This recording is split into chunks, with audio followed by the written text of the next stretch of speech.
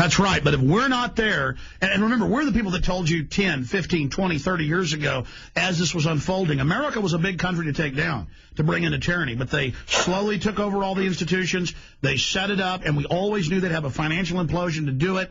This is the final coup de grace, as they say. But the globalists admit they're using this as an opportunity for their New World Order. We have to use this as an opportunity, like judo, as they attack us, to use their force against them. I want to play a video clip of George Soros a few weeks ago, because this dovetails with what Lindsey Williams said about not just imploding other commodities and oil. He said this back when it was $147 a barrel, because he knows a big oil company executive he worked with.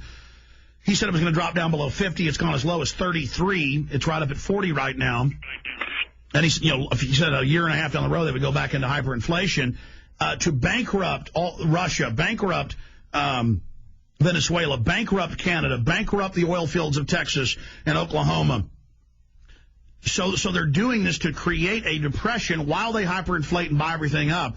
So let's go ahead and play that clip and get Bob Chapman's take on this. Here is George Soros admitting that, it's okay that oil's plunging. This is being used basically as a weapon to bring down the Arab states and other nations. Here it is.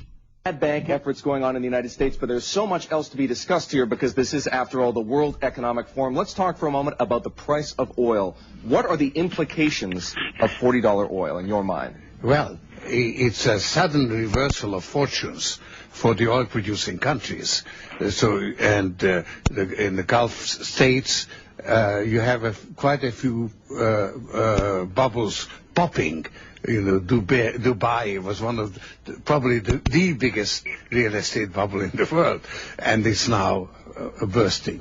However, it's not all bad news, because the major oil-producing countries have been the enemies of the prevailing world order: Venezuela, Iran, Russia. And it's not so easy to finance a Bolivarian revolution with $40 oil. So I think Venezuela is Chavez, probably his days are numbered. And in Iran, I think that he's not going to last a year. I may be wrong, but I mean, he's under considerable duress, and his influence is going to decline. In Iran, Ahmadinejad is up for elections in 2009, and unless he can provoke some incident, I think that he's liable to also be defeated, and you may have a more reasonable regime. What about Russia? Now, Russia is more troubling, because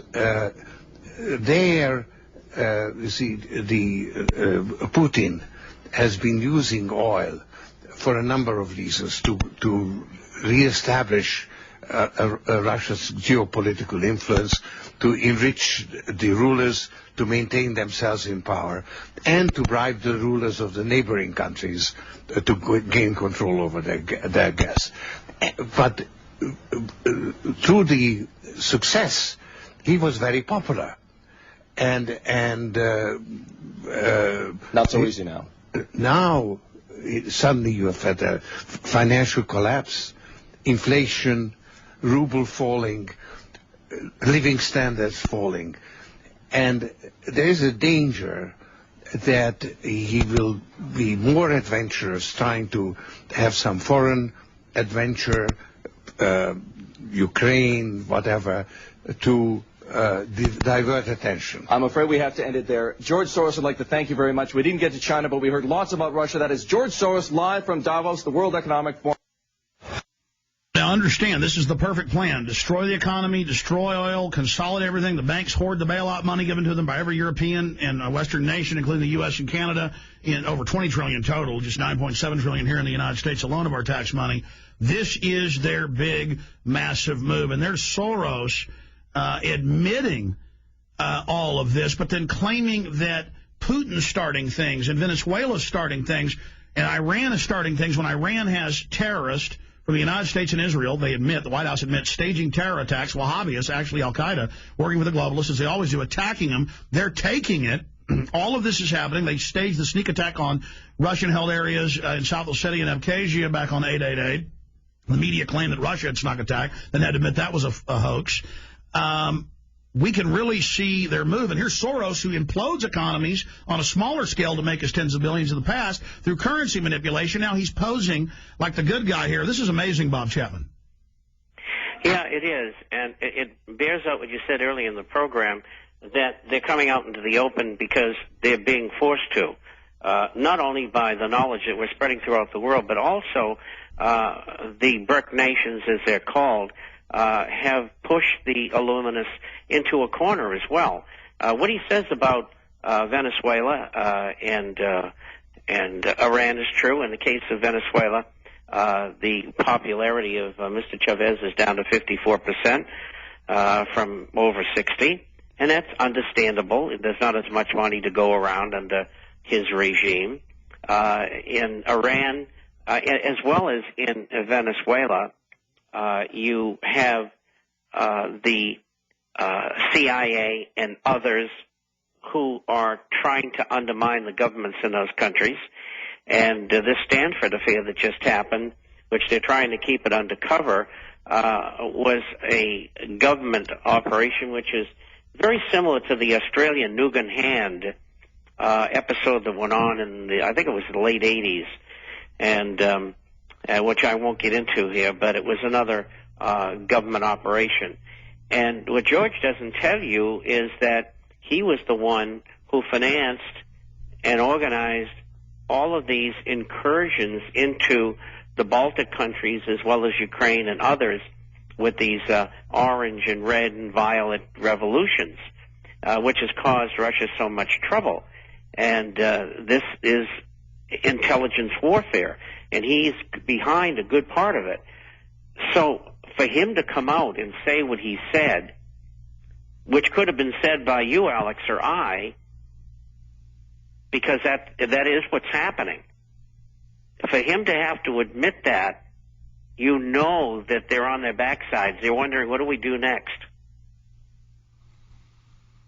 It's amazing, though, that, again, we told people this 6 months ago, and now it's at Davos 2 weeks ago. I mean, everything we tell you is what's happening, because we really know how the geopolitical system works. We know who the globalists are. We're right about this. Bob, I want to do 5 more minutes with you on the other side, because I want you to talk about these latest Ponzi schemes that are imploding and how they're intelligence operations.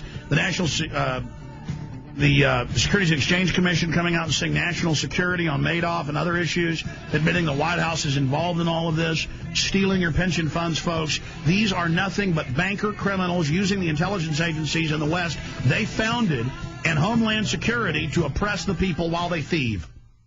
Bob Chapman, it's clear that Obama is another color revolution, just like the CIA and Soros on record funded the orange and the purple and you know, all these. That's what they call them, is they go by colors, for those that don't know, encircling Russia, starting fights with it. We're no fans of the elites in Russia. The point is, the globalists are the big daddy. NATO's the big daddy. It's moving weapons in. It launched a sneak attack on Georgia. And Obama is their color revolution here to give the people a fake revolution as well. Well, that capsulizes it. You're absolutely correct. And they're going to continue to use these artifices and devices to mislead the public. And, you know, the public isn't educated in these manners. You know, most of them, once they get a job and they're going through life, they don't educate themselves further. They would rather watch the news and watch programs on television or sporting events.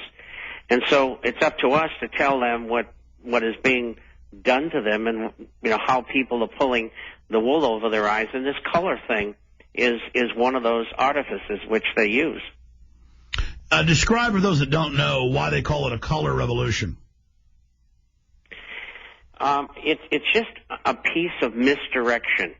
It's to make people think that there's actually a popular uprising within a country. We'll take Ukraine as an example. And by putting a color on it, it changes everything. It allows people to follow something rather than an individual, following a colored movement like purple. And that's how they get away with what they're doing. And then they convince the people that they should change the government, which they did in a number of these countries. So it's staged false revolutions because they know worldwide the people are in revolt. That's in the Pentagon public documents. That's in the British Ministry of Defense plans.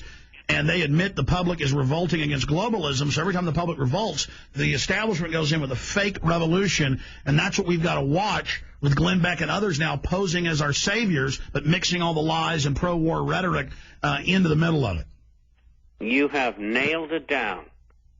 Absolutely. That's exactly what they're doing. Go back to the 1950s and read the first books on brainwashing, which had, come into publishing at that time as a result of what went on during the Korean War.